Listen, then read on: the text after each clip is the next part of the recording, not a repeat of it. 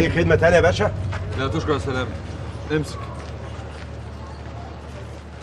هجيب لك الباقي واجي على طول يا باشا. لا خلي الباقي عشانك يا باشا كتير قوي علينا كده، ده انت اديتنا امبارح وقبل كده يا باشا، يعني كتير قوي. ما تقولش كده، انت راجل طيب. ربنا يخليك يا باشا. بقول لك ايه، امورنا يا باشا. كنت عايز اسالك عن حاجه. اسال يا باشا.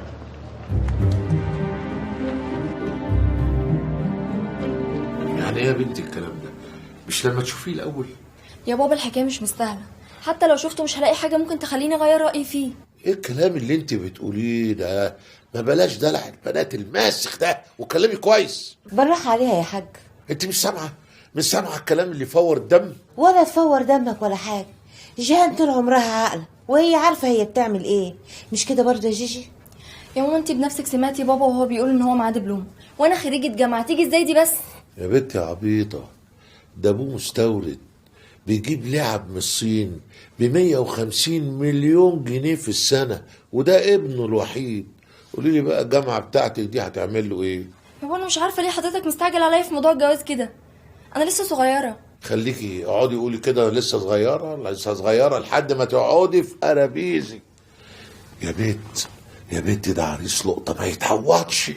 بصراحه كده يا بابا انا مش مستعده لموضوع الجواز دلوقتي، وبعدين هو حضرتك هترتاح لو قلت لكم هاتوه تمام عشان اريحكم، وفي الاخر رفضتوا برضه؟ ايه الكلام اللي بتقوليه يا قليله الادب؟ سامعه يا هانم قليله الادب؟ لو كنت ربيتيها ما كنتش قلت الكلام ده. والله يا اخويا هي ما تقصد حاجة. خش يا بنت اوضتك يلا. ايه ده يا حاج مالك؟ فيك ايه يا اخويا؟ انت هتجننيني، ما انت سامعه تصرفاتها عامله ازاي؟ طب هدي نفسك، انا اخش اعمل لك كوباية شاي ونتكلم مع بعضينا.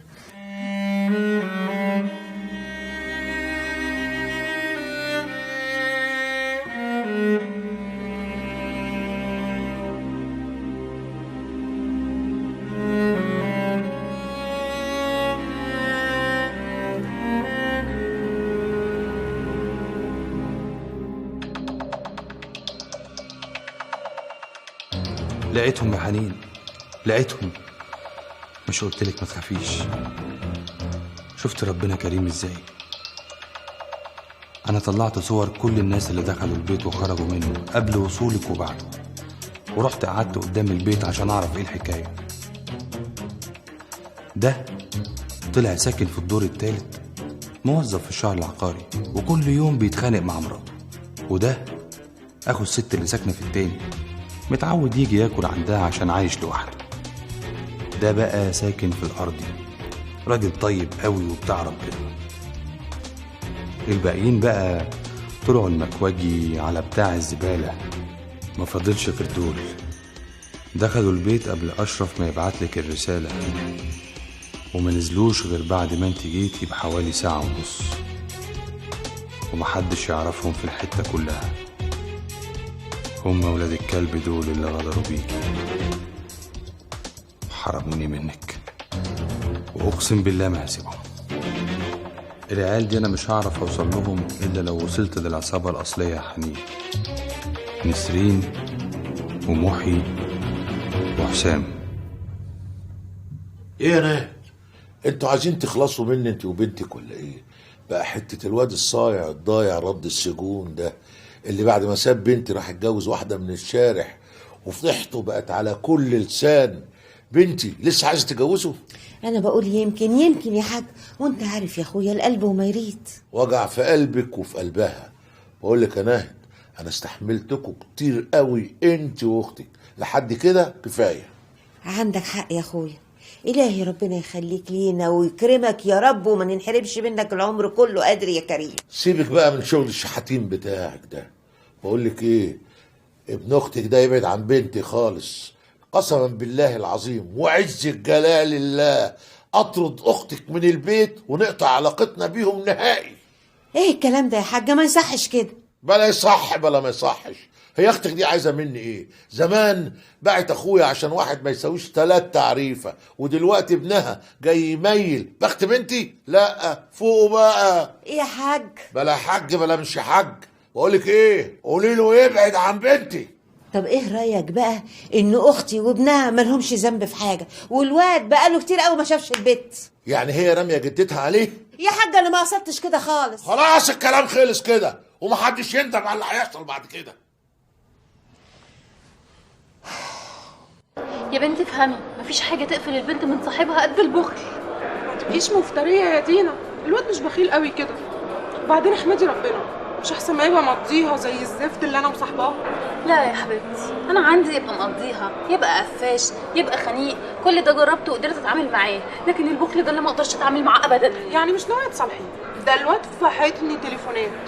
انسي انسي يا ماما، ده انا ما صدقت خلصت منه. يا بنتي ما تبقيش مفتريه، ما هو احسن من ما فيش. لا يا حبيبتي، في الحاله دي بقى مفيش احسن منه. وبعدين ما انت عارفاني يعني، كلها يومين وهظبط مع واحد برقبته. يا مفتريه. اه صحيح، ايه ده؟ تصدقي يومين كتير قوي، يعني ممكن يوم ونص كده.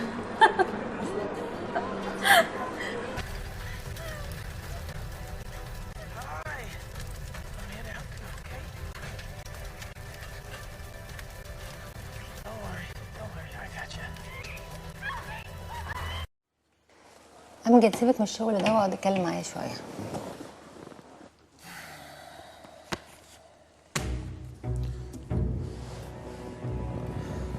خير يا بيبي، في ايه؟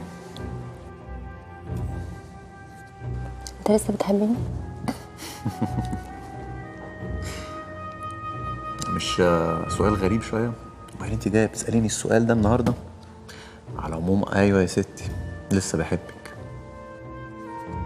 زي زمان؟ لا طبعا، اكتر من زمان بكتير. فاكر يا أمجد لما كنت هتموت وتتجوزني وقعدت تجري ورايا سنين وانا اللي اقنعت بابي بالعافيه ان انت هتتجوزني؟ فاكر. مش ندمان؟ في ايه يا سهى؟ مالك؟ مفيش، بس كنت عايزه اقول ايه تاني؟ يعني لو كنا خلفنا بيبي كنت ممكن تحبه اكتر مني؟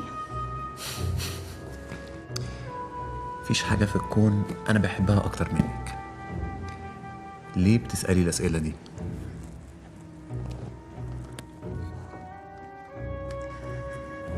بس النهارده قعدت افكر شويه كده، قلت ازاي ان انا اتنزلت ان انا ابقى ام عشان خاطر افضل جنبك. انت عارف يا امجد، انا ما ترددتش لحظه واحده لما خدت القرار ده. فكنت بفكر كده بقول لو الوضع كان معكوس كنت هتتصرف ازاي؟ كنت هتصرف زيك، لان مفيش حاجه في الدنيا تسوى لحظه معاكي. بجد؟ بجد. طيب عايزك بقى اكمل شغلك ما اعطلكش. تصبح على خير. وانت من اهله.